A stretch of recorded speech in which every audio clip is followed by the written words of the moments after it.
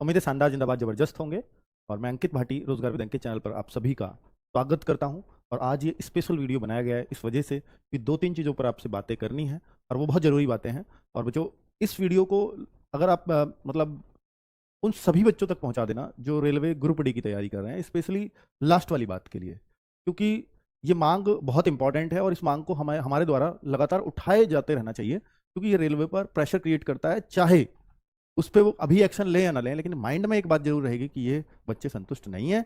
और अगर कुछ भी थोड़ा बहुत भी उकचुक हुआ तो फिर ये मतलब गंभीर रूप ले सकता है ये विद्रोह। तो उस तरह से थोड़ा सा जो है इस पर मतलब आप लोग अपने संज्ञान में बनाए रखो और उनको उनको इस पर चिंता करने दो और चिंतन करने दो। ठीक है। दूसरा, फॉर्म में हो रही दिक्कत में इस वजह से भी बच्चों आपके बीच आया हूं कि बहुत सारे बच्चे लगातार कह रहे हैं कि सर मेरे फॉर्म में दिक्कत है, मेरा फॉर्म नहीं भरा जा रहा, मैं क्या करूं। और जो मैंने पहले भी बोला था कि यार जितना जितना ना आपकी जो ये डेट आएगी नज़दीक, जैसे आप देख रहे हो कि अब डेट नज़दीक आ चुकी है कि लास्ट डेट है आपके फॉर्म भरने की, जो क्लोजिंग डेट है वो 22 फरवरी, और आज जो मैं वीडियो बना रहा हूँ 17 फरवरी को बना रहा हूँ। अभी फॉर्म भरने में 5-6 दिन बचे हैं, लेकिन अभी से क्या और 5-7-10 दिन पहले से भी साइट दिक्कत कर रही थी कि ओटीपी नहीं आ रहा, ये नहीं हो रहा, वो नहीं हो रहा। तो भाई, क्योंकि साइट पे बहुत प्रेशर है, बहुत सारे बच्चे लास्ट तक वेट करते रहे सिर्फ इस वजह से कि मुझे ये पता लग जाए किस जोन में कितने फॉर्म डले हैं, और जब फॉर्म का हिसाब लगा के फिर मैं अपना फॉर्म डालूंगा। भाई ऐसे कभी भी एनालिसिस मत किया करो। इवन आप खतरे में पड़ सकते हो, ऐसे जैसे अब भी पढ़ रहे हैं बहुत सारे बच्चे, कैसे फॉर्म डले।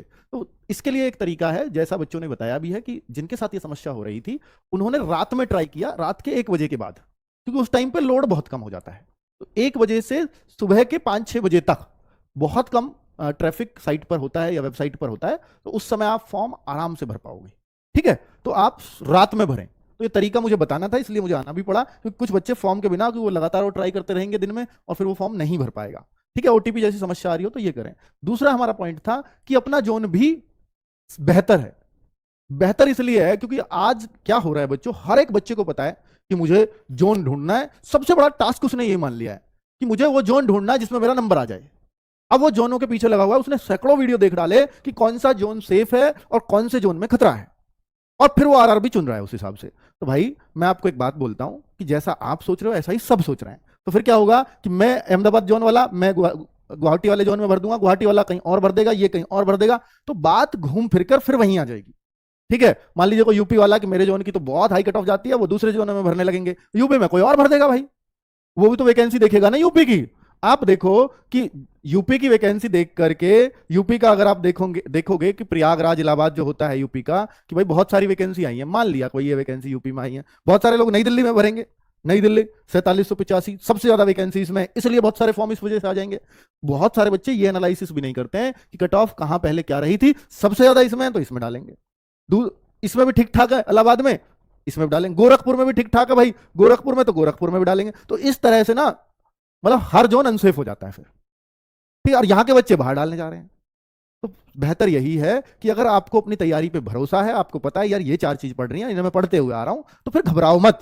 ये उन लोगों के लिए है जिनको ये खतरा लगे भाई मेरा तो कहीं सिलेक्शन होगा ही नहीं, तब तो वो डरे। तो फिर भाई अगर आपने ये मान लिया है कि यार नहीं मैं तो बहुत कमजोर हूं पढ़ने में और मेरा कहीं और सिलेक्शन नहीं होगा, मैं एक सबसे आसान जोन चुनना चाहता हूं, तो भाई आप ना सबसे आसान जोन चुन ही नहीं पाओगे, क्योंकि हो सकता है उस जोन में भी बहुत सारे लोगों ने फॉर्म डाल दिया हो।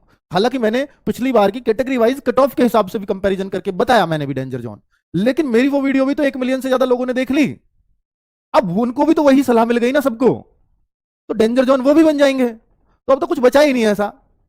तो इसलिए ये भी बेहतर है कि आप अपना जोन चुन लो और उसमें मेहनत करो कड़ी, क्योंकि जब आप अपना जोन चुनोगे ना तो आप ज्यादा मेहनत भी करोगे कि भाई अपना जोन है, ऐसे ही नहीं मिलेगा थोड़े मार्क्स पे, बहुत ज्यादा मेहनत करनी पड़ेगी। ये बात आपको कचोटती रहेगी मन मन, और आप उस वजह से पढ़ोगे। और पढ़ने से तो भाई हर चीज पॉसिबल है, क्योंकि ये वैकेंसी भी तो किसी को मिलेंगी ही ना, खाली तो ये भी नहीं जानी। ठीक है। तो इसलिए आप बहुत अफरा तफरी में मत रहो, अगर कुछ भी नहीं समझ पा रहे हो तो अपना जोन भर दो। और ये नहीं तो ऐसा भी होगा कि हो सकता है गवर्नमेंट ये भी कर दे आने वाले टाइम में कि जब बहुत बच्चे ट्रांसफर लेके इधर उधर 2-3 साल में कंडीशन को पूरा करने के बाद जब वो जोन बदलते हैं, तो ये भी तो कभी भी ऑर्डर आ सकता है, इंटरनल ऑर्डर रेलवे के हाथ में, कि जो है ग्रुप डी की पोस्ट का कोई भी बच्चा जो है अपना ट्रांसफर नहीं ले सकता, जिस जोन में उसको मिला है उसी में उसको ऑल लाइफ नौकरी करनी पड़ेगी। फिर तो आप फंस गए, क्योंकि बच्चे क्यों भरते हैं दूसरा जोन, भाई कुछ दिन नौकरी करेंगे फिर अपना ट्रांसफर लेके इधर आ जाएंगे। तो ये एक सोच होती है। ठीक है। तो हो सकता है ये भी चेंज हो जाए रूल, जब बहुत ज्यादा लोग करने लगते हैं। ऐसा हुआ है, एसएससी सीजीएल में ऐसा होता था पहले, कस्टम इंस्पेक्टर ले लो जी कहीं भी, 2 साल वहां नौकरी करो फिर इधर आ जाओ। अब ऐसा रूल बना दिया कस्टम इंस्पेक्टर सीजीएल से जहां लगेगा वो हमेशा के लिए वहीं रहेगा। आ लो, कर लो, क्या करो। तो ये बने हैं ऐसे रूल, ठीक है, इस गंभीरता को देखते हुए।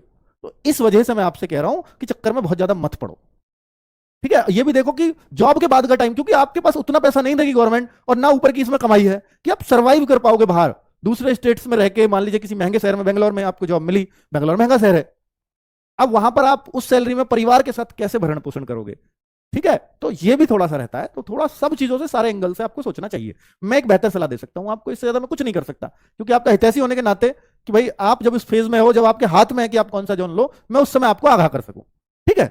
चलो, और इससे वो लोग परेशान मत हो जाना कि सर मुझे तो अब अपना जोन ही भरना था, और मैंने तो आप वो डेंजर जोन, सेफ जोन देख करके वो वीडियो, मैंने तो दूसरा जोन भर दिया, अब मैं क्या करूं। तो भाई जोन चेंज नहीं हो सकता, परेशान मत हो, वो भी आपने सोच समझ के ही भरा है, अपनी मेहनत करो, ठीक है। मुझे सबको एक सलाह देनी होती है, तो मैं उस हिसाब से देने आया हूं, ठीक है। पर आप एकदम से इन्फ्लुएंस मत हो जाया करो, अब के सर इधर कह रहे हैं तो वो भर दूं, अब के सर उधर, थोड़ी बुद्धि लगा के वो भरा है तो ठीक है, तैयारी कर रहे हो, बात खत्म।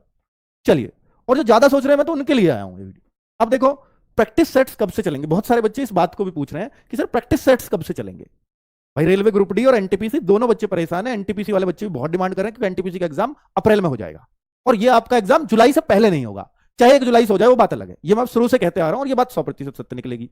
जुलाई के कितने दिन बाद होगा, जुलाई में हो जाएगा, इस बात को नहीं कहा जा सकता, पर आपको जुलाई टारगेट मान करके चलना चाहिए, तैयारी जुलाई को टारगेट मान के करनी चाहिए। तो फिर उसके लिए आप प्रैक्टिस सेट्स और ये सब का वेट कर रहे होंगे, तो मैं कह रहा हूं जिन बच्चों ने बैच का परचेज कर रखा है, वो तो भाई बैच से तैयारी करें फुल ऑन, वो पूरी तरह से बैच पर डिपेंडेंट हो जाए, और उसको जब तक वो कंप्लीट ना हो तब तक कुछ और सोचो मत।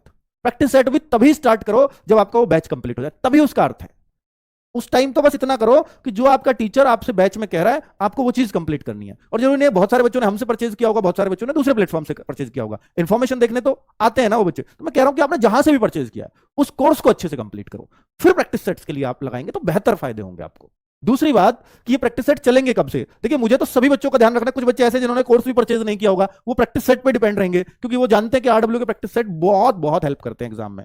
बहुत सारे ऐसे बच्चे हैं जो केवल प्रैक्टिस सेट से सिलेक्ट हो जाते हैं कि सर हमने ये बैच नहीं लिया, आपका पुराना लिया था, उससे तैयारी की, सब्जेक्ट तैयार किए, फिर प्रैक्टिस सेट इसके कर ली, सेलेक्ट हो गए। ऐसे भी होते हैं बच्चे, और ऐसे बहुत होते हैं, ठीक है। आप पूछोगे तो पता लग जाएगा आपको। प्रैक्टिस सेट्स कब चलेंगे, तो ये हम 3 मार्च से स्टार्ट कर देंगे बच्चों, मंडे का दिन है 3 मार्च, और आज देखिए 17 हो गई है, तो ऐसा मत सोचो कि सर ये तो बहुत दिन है, क्योंकि फरवरी 28 की है, तो 10 दिन नहीं पढ़ सकते, 100% पढ़ सकते हो। आपके पास मैथ्स की बहुत अच्छी बुक है और आपने वो बहुत बार कर रखी है, उन्हीं को कर लो। आपके पास रीजनिंग की बहुत अच्छी बुक कर लो, लेकिन प्रीवियस ईयर भी कर लेना, कि एनटीपीसी के, ग्रुप डी के प्रीवियस ईयर और एक्स्ट्रा में कर लेना, उसकी कोई बुक मिल जाए तो वो कर लेना।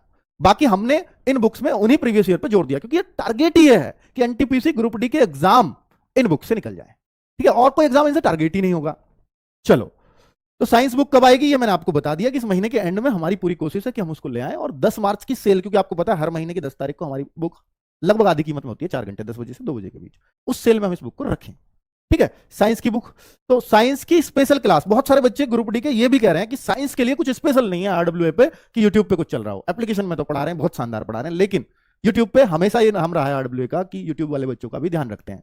तो भाई साइंस की जो क्लासेस हैं वो आपकी बहुत जल्दी, यानी 3 मार्च से ही हम लोग स्टार्ट करने का प्लान कर रहे हैं, और फिजिक्स की अलग चले, केमिस्ट्री की अलग चले, बायोलॉजी की अलग चले, इन तीनों के अलग अलग चले, तीनों पैरेलल चले, तो बच्चे फिर आपको पूरा कंप्लीट साइंस हम यूट्यूब पे कोशिश करेंगे करवा पाए, न्यूमेरिकल का जो डर है उसको भी निकाल पाए, तो वो हम प्लान कर रहे हैं 3 मार्च के बाद, ठीक है। चलो, फॉर्म भरने के बाद जोन चेंज नहीं होगा, ये कंफर्म है। अगर आपका फॉर्म भर गया और आप कह रहे हो कि सर इसमें करेक्शन की डेट दे रखी है फॉर्म में, आप कह रहे हो 25 फरवरी से 6 मार्च तक करेक्शन की डेट है, तो भाई ये इन्होंने नोटिफिकेशन में ही लिख दिया था, मुझे अभी यहां नजर नहीं आ रहा, कि ये आपका जोन चेंज नहीं होगा। ये देखो, ये लिख रखा, please note details filled in create an account form and chosen railway can not be modified. Railway RRB होना चाहिए यहाँ पे, पर चलो जो भी है, आरआरबी जो है इस यहाँ पे मॉडिफाई नहीं हो सकता, ऐसा मैंने पढ़ा था, बाकी हो जाए तो अच्छी बात है, ठीक है, क्योंकि कुछ बच्चों की वो भी समस्या हो सकती है। मॉक टेस्ट कब से दें, मॉक टेस्ट रोजगार विद अंकित ऐप है, free of cost, her Sunday में एक नया मॉक टेस्ट आता है, पुराने भी बहुत सारे पड़े हुए हैं, जैसा पेपर होगा बिल्कुल वैसा ही 100 क्वेश्चन का मॉक टेस्ट है,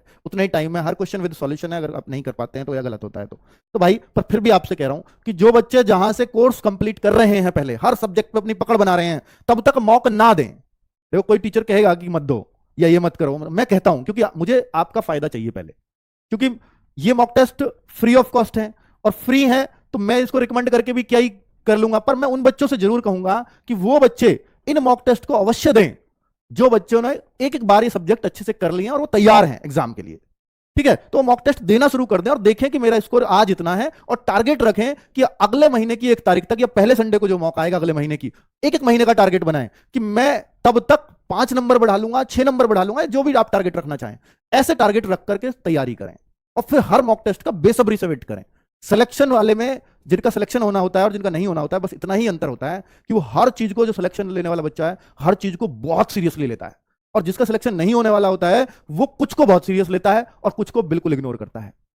तो भाई अपना दिमाग आप लगाते हो, कई बार बहुत ज्यादा लगा जाते हो, इसलिए आप कुछ चीजों को इग्नोर कर जाते हो, पर कुछ चीजें ये पहचानो कि आपके फायदे के लिए हैं, उन बातों को मैं पकड़ पाऊं बस। क्योंकि यूट्यूब पे हर कोई यही कह रहा है, हर चीज से आपका फायदा है, लेकिन आपको भी थोड़ा दिमाग लगाना होगा कि मैं अगर किसी रीजन से कह रहा हूं तो वो रीजन भी आपको दे रहा हूं कि वो रीजन वैलिड है या नहीं है, वो बात है या नहीं है, उस पर थोड़ा सा दिमाग लगाया करो, तब आपको समझ में आ जाएगा कि हाँ बात सही बोली जा रही है।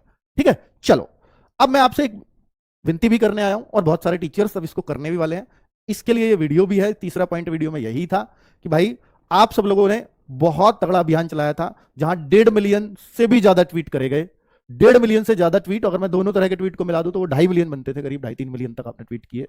तो ऐसा कोई संस्था ही नहीं है कि जो 2 मिलियन, 1 मिलियन, 1.5 मिलियन ट्वीट से ना हिले।